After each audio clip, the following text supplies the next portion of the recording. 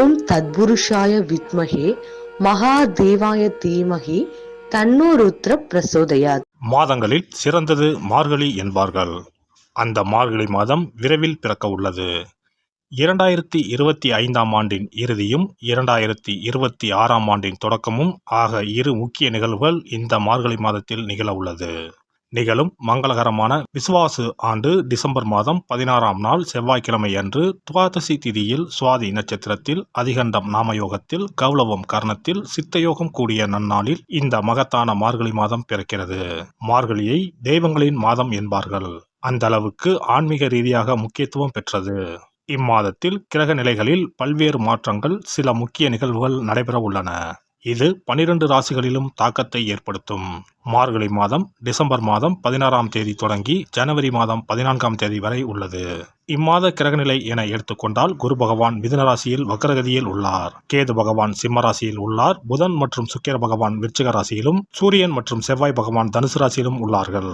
சனி மற்றும் ராகு பகவான் கும்பராசியில் உள்ளனர். இம்மாத கிரக பயிற்சி என எடுத்துக்கொண்டால் 21/12/2025 குரு பகவான் வக்ர நிலையில் புனர்பூசம் 4ஆம் பாதத்தில் இருந்து புனர்பூசம் 3ஆம் பாதத்திற்கு பயிற்சியாக உள்ளார். 22/12/2025 சுக்கிர பகவான் விருச்சிக ராசியில் இருந்து தனுசு ராசிக்கு பயிற்சியாக உள்ளார். அதேபோல 25/12/2025 புதன் பகவான் விருச்சிக ராசியில் இருந்து தனுசு ராசிக்கு பயிற்சியாக உள்ளார். மேலும் 11/1/2026 புதன் பகவான் தனுசு ராசியில் இருந்து மகர ராசிக்கும், செவ்வாய் பகவான் 14/1/2026 தனுசு ராசியில் இருந்து மகர ராசிக்கும் பயிற்சியாக உள்ளார். இம்மாத சிறப்புகள் என எடுத்துக்கொண்டால் டிசம்பர் மாதம் 19ஆம் தேதி அனுமன் ஜெயந்தி, டிசம்பர் மாதம் 30ஆம் தேதி வைகுண்ட ஏகாதசி, ஜனவரி 3ஆம் தேதி ஆருத்ரா பௌர்ணமி, ஜனவரி 14ஆம் தேதி போகி பண்டிகை ஆகிய நிகழ்வுகள் உள்ளன.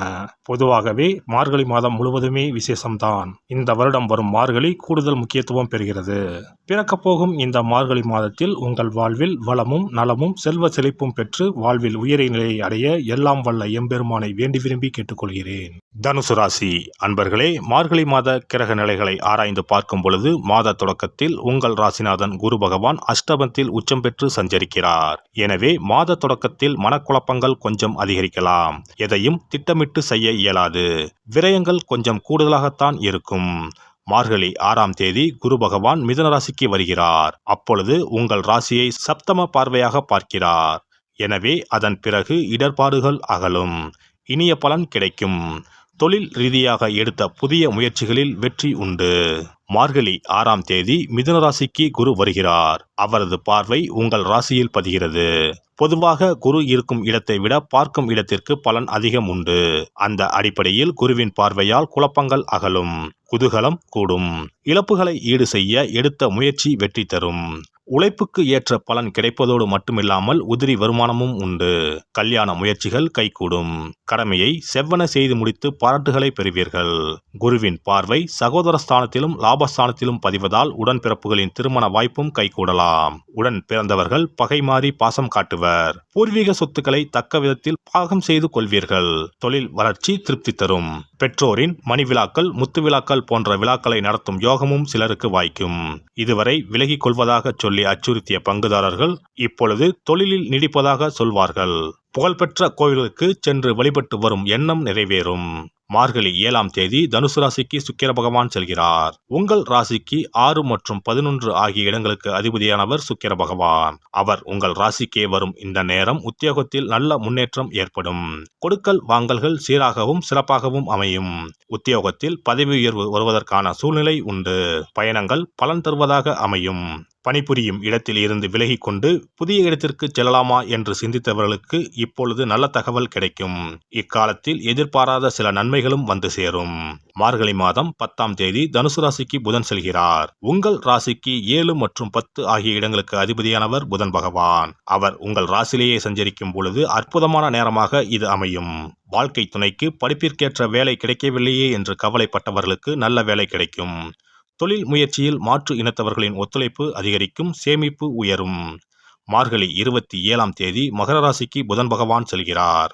உங்கள் ராசிக்கு தொழில் ஸ்தானாதிபதி தனஸ்தானத்தில் வரும்பொழுது தொழில் மற்றும் உத்தியோகத்தில் கணிசமான தொகை கைகளில் புரளும். கவலை என்ற 3 எழுத்து உங்கள் அகராதியை விட்டு விலகும். புதிய தொழில் கைகூடும்.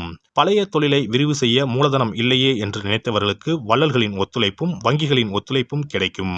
மார்கழி 30ஆம் தேதி மகர ராசிக்கு செல்லும் செவ்வாய் அங்கு உச்சம் பெறுகிறார். உங்கள் ராசிக்கு 5 மற்றும் 12 ஆகிய இடங்களுக்கு அதிபதியானவர் செவ்வாய் பகவான். விராயாதிபதி உச்ச பெறும் இந்த நேரத்தில் விரயங்கள் கொஞ்சம் அதிகரிக்கும். வீடு மாற்றம், இடமாற்றம் வரலாம். புதிய சொத்துக்கள் வாங்க நினைப்பவர்கள் வில்லங்கம் பார்த்து வாங்குவது நல்லது. சகோதர அனுசரிப்பு சற்று குறையும். உடன்பிறப்புகள் ஒத்துழைப்பு திருப்தி தராது. சேமிப்பு கரையும் நேரம் இதுவாகும்.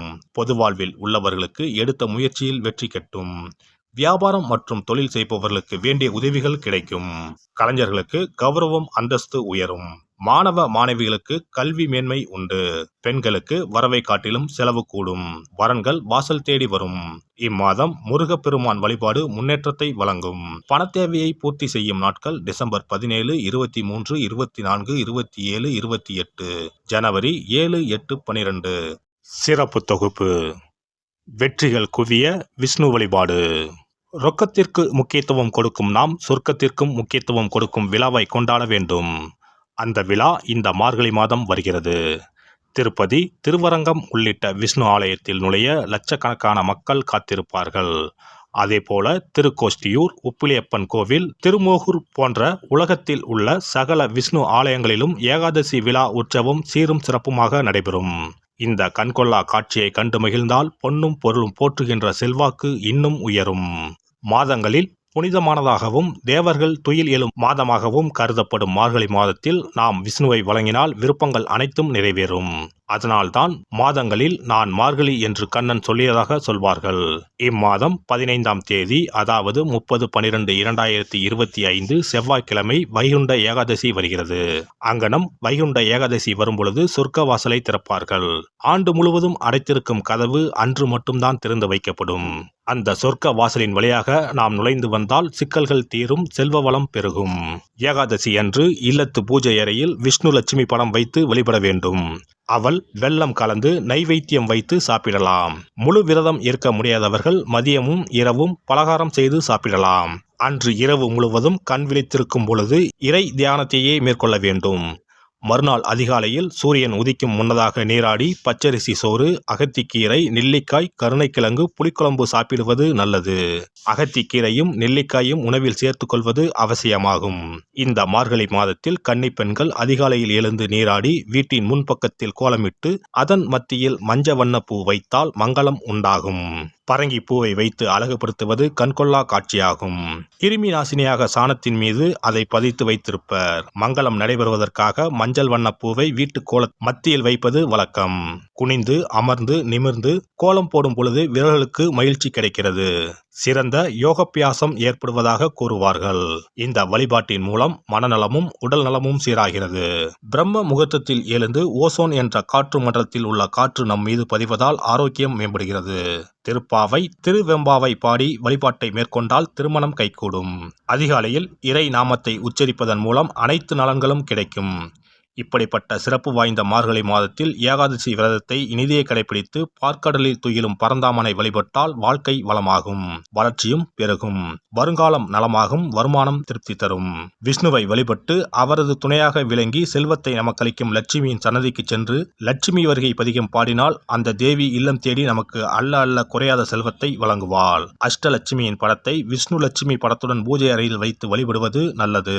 லட்சுமிக்கு பாடல் படித்து வழிபடும் போது வருகை பதிகம் பாட வேண்டும். அன்றைய தினம் அவள் நைவேத்தியம் செய்து தேவியை வழிபட்டால் உங்கள் ஆசை பூர்த்தியாகும். நமக்கு வாழ்வில் ஏற்படும் இன்னல்கள் அகன்று இனிய பலன் கிடைக்கும். எல்லாம் வல்ல இறையருளால் நீங்களும் உங்கள் அன்பு குடும்பமும் உடல் நலம், நீலாயுள், நிறை செல்வம், உயர் புகழ், மெய்ஞானம் ஓங்கி வாழ்க வளமுடன். இந்த வீடியோ பதிவு உங்களுக்கு பிடித்திருந்தால் லைக் பண்ணுங்க, கமெண்ட் பண்ணுங்க, ஷேர் பண்ணுங்க, மறக்காம சப்ஸ்கிரைப் பண்ணுங்க, பக்கத்துல இருக்கிற பெல் பட்டனை கிளிக் பண்ணுங்க. நன்றி, வணக்கம். ஓம் நமச்சிவாய, சிவாய நம.